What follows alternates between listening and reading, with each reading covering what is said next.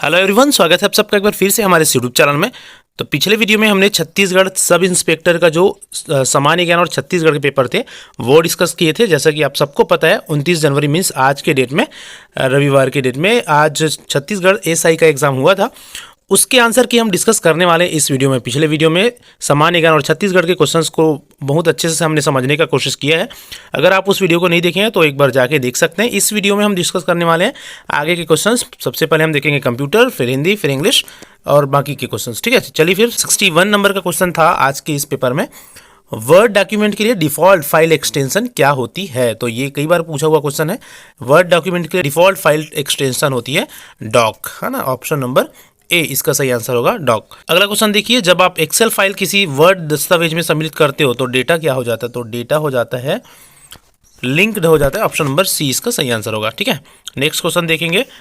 Cyber crime के विषय में शिकायत दर्ज करने हेतु हेल्पलाइन नंबर है। तो हेल्पलाइन नंबर साइबर क्राइम के लिए पूछा गया। तो ये वाला जो क्वेश्चन है उसमें कोई भी ऑप्शन सही नहीं है एक्चुअल में, क्योंकि साइबर क्राइम की हेल्पलाइन नंबर की अगर हम बात करते हैं तो वो है 1930, जो कि इस ऑप्शन में नहीं है। ठीक है, चलिए, तो इस क्वेश्चन में स्टार लग सकता है। अगला क्वेश्चन देखिए, क्वेश्चन नंबर 64 को।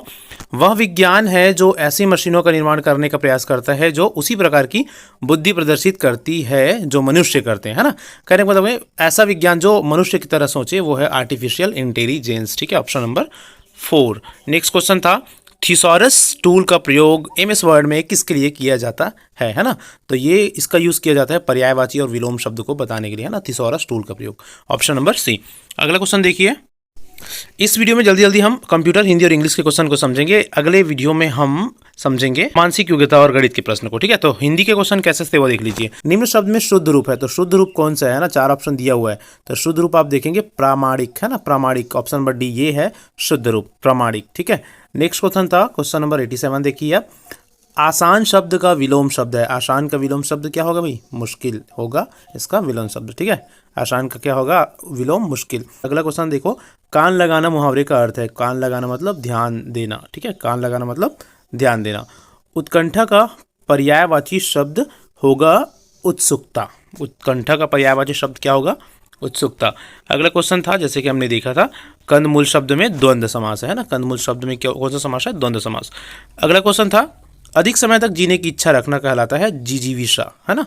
क्या कहलाता है? जिजीविषा, ऑप्शन नंबर डी, अधिक समय तक जीने की इच्छा रखना। चलिए क्वेश्चन नंबर 19 देखते हैं।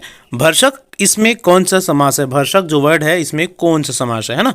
तो भर्षक में अगर आप देखेंगे तो इसमें है अव्ययी भाव समास। ठीक है, भर्षक में कौन सा समास है? अव्ययी भाव समास, ऑप्शन नंबर सी। अगला क्वेश्चन देखिए, पानी फेर देना मुहावरे का अर्थ है। पानी फेर देना मतलब, अब यहाँ पर देखिए 2 ऑप्शन में आप लोगों को कन्फ्यूज़न हो सकती है। पानी फेर देना में बेकार कर देना या बिगाड़ देना। ठीक है, तो यहाँ हम देखेंगे तो बिगाड़ देना ज़्यादा सूटेबल होगा। ठीक है, पानी फेर देना मतलब बिगाड़ देना। तो इस तरह से ये क्वेश्चंस हुए किसके? हिंदी के। 2 क्वेश्चन और हिंदी का। ज इ ये इसका उच्चारण स्थान है, तो इसका उच्चारण स्थान है तालव्य। ठीक है, इसका उच्चारण स्थान क्या है? तालव्य स्वर कहलाते हैं ये सब। ठीक है, तालव्य व्यंजन।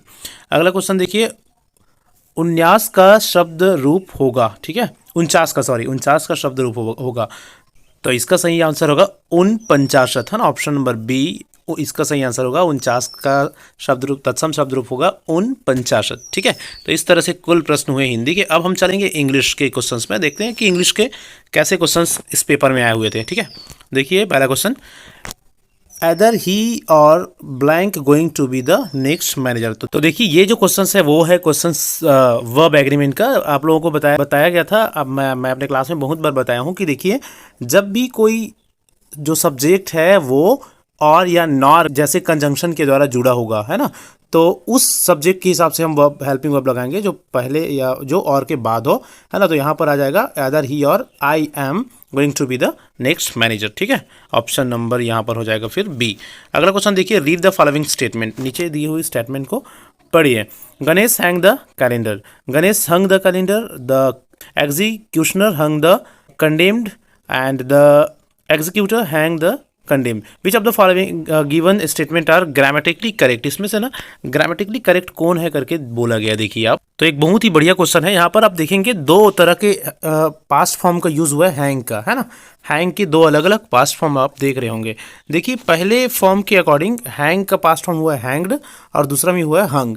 तो इन दोनों में अंतर जानना आप लोगों के लिए बहुत जरूरी है, ताकि इन फ्यूचर ऐसे जब भी क्वेश्चन आए आप इसको सही करिए। देखिए जब भी हम बात करते हैं किसी चीज को या किसी पिक्चर को या किसी कपड़े को टांगने का, तो हम यूज करते हैं हैंग का सेकंड फॉर्म हंग, है ना। लेकिन जब भी हम किसी को फांसी में लटकाने का बात करें या मर्डर या सुसाइड की बात करें, तब यूज किया जाता है हैंग्ड, ठीक है।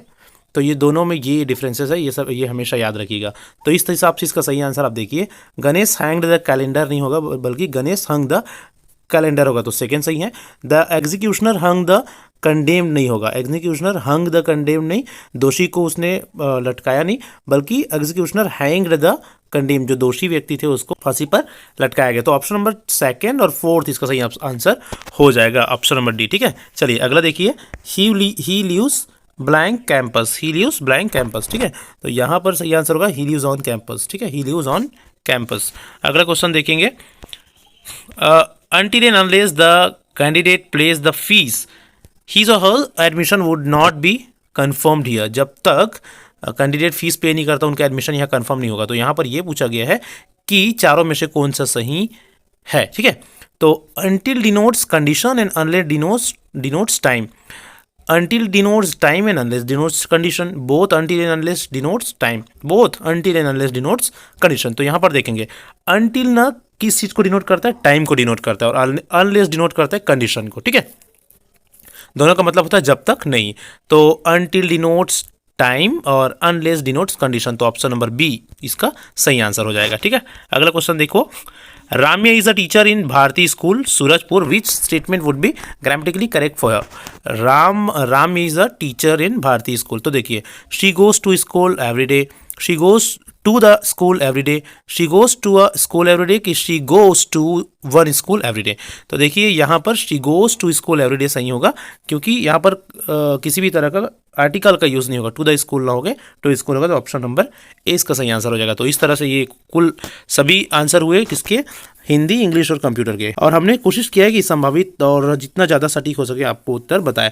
इसमें से 2-4 क्वेश्चन वेरी भी कर सकता है ऑफिशियल मॉडल आंसर में। चलिए तो फिर इस वीडियो में इतना ही। फ्रेंड चैनल में न्यू है तो चैनल जरूर सब्सक्राइब करिए। Thank you so much.